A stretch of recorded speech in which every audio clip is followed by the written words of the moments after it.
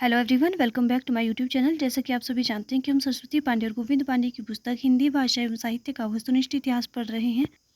पिछली वीडियो में हमने रीतिबद्ध कवियों के बारे में पढ़ा। अगर आपने अभी तक पिछली वीडियो नहीं देखी है, आप चैनल पर जाकर वीडियो देख सकते हैं। और अगर आपको वीडियो अच्छी लगे, वीडियो को लाइक करें, चैनल को सब्सक्राइब करें। आज हम रीति सिद्ध कवियों के बारे में पढ़ेंगे।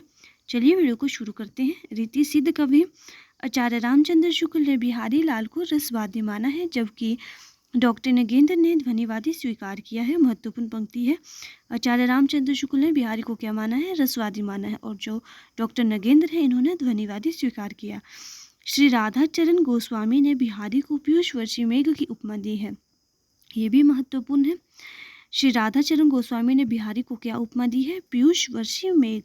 या पूछा जा सकता है कि बिहारी को पीयूष वर्षी मेघ की उपमा किसने दी है? तो श्री राधाचरण गोस्वामी ने। आपको याद रखना है। बिहारी लाल का संक्षिप्त जीवन वृत्त निम्नांकित है। इनका जन्म 1595, मृत्यु 1663 ईस्वी। जन्म स्थान गोविंदपुर। पिता केशव दास, गुरु नरहरिदास संप्रदाय निवारक आश्रयदाता, जिनके आश्रय में ये रहे हैं महाराज जय सिंह। बिहारी लाल की एकमात्र रचना बिहारी सतसई दोहा छंद में रचित है। बिहारी लाल ने मात्र एक ही रचना की है, उसका नाम है बिहारी सतसई, और यह दोहा छंद में रचित है। और इसकी भाषा है परिनिष्ठित साहित्यिक ब्रज भाषा है। याद रखना है। बिहारी लाल की सतसई की प्रशंसा में किसी कवि ने निम्नलिखित पंक्ति लिखी है। सतसैया के दोहरे, ज्यों नावक के तीर, देखन में छोटे लगे, बेंधे सकल शरीर। डॉक्टर जॉर्ज ग्रियर्सन के अनुसार यूरोप में बिहारी सतसई के समकक्ष कोई रचना नहीं है। किसने कहा है? जॉर्ज ग्रियर्सन ने। बिहारी सतसई पर हिंदी में 50 से अधिक टीका प्राप्त है। बिहारी लाल के पुत्र कृष्णलाल कवि ने बिहारी सतसई की टीका सर्वप्रथम स्वेया छंद में ब्रजभाषा में लिखी। बिहारी सतसई के अन्य टीकाकार निम्नलिखित हैं।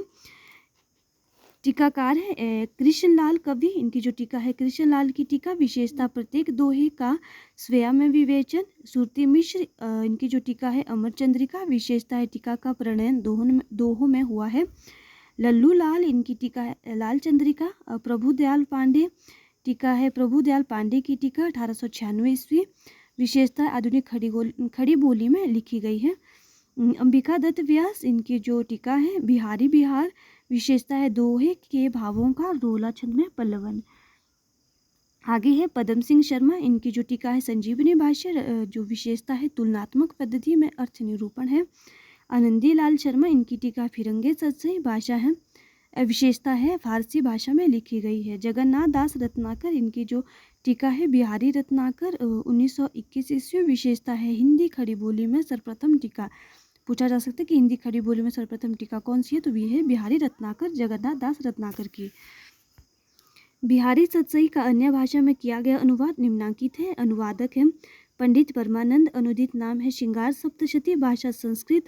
अनुवादक है मुंशी देवी प्रसाद प्रीतम, इनकी जो अनुदित नाम है गुलदस्त बिहारी, भाषा है उर्दू।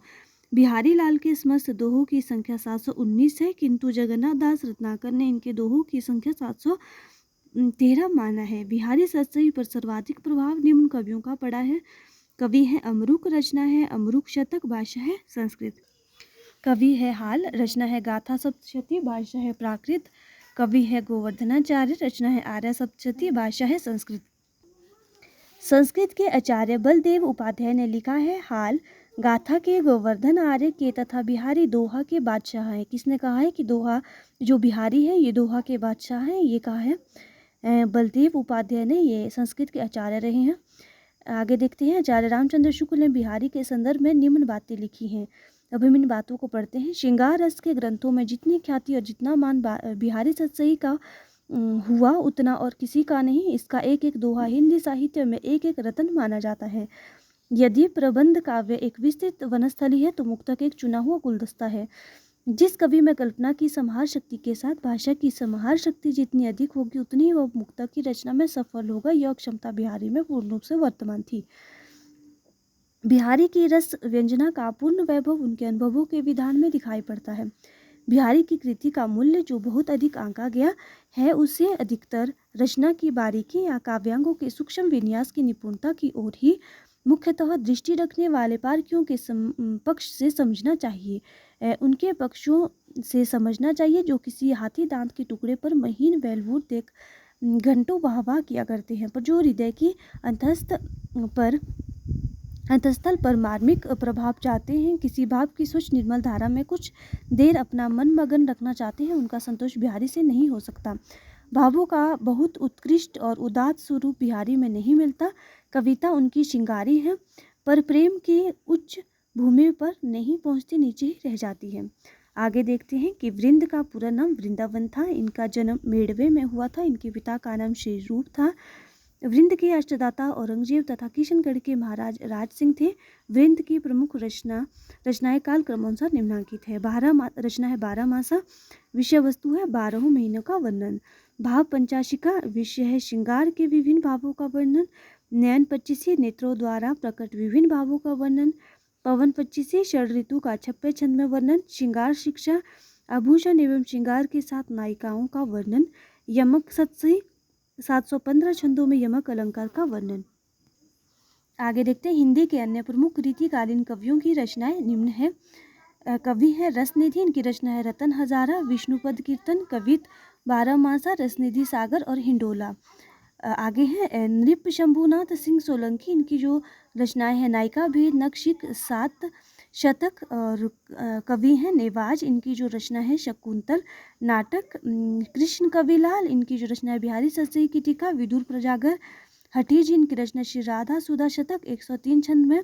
विक्रमादित्य, विक्रम सतसई, ब्रजलीला। राम सहाय भगत। इनकी जो रचना है राम सतसई, वाणी भूषण और वृत्त तरंगिणी कहकरा।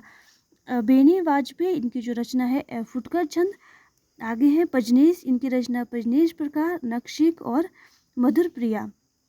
राम सहाय भगत का कहरा जायसी की अखरावट की शैली में रचित है। आज हम इतना ही पढ़ेंगे। अगर वीडियो अच्छी लगी वीडियो को लाइक करें, चैनल को सब्सक्राइब करें।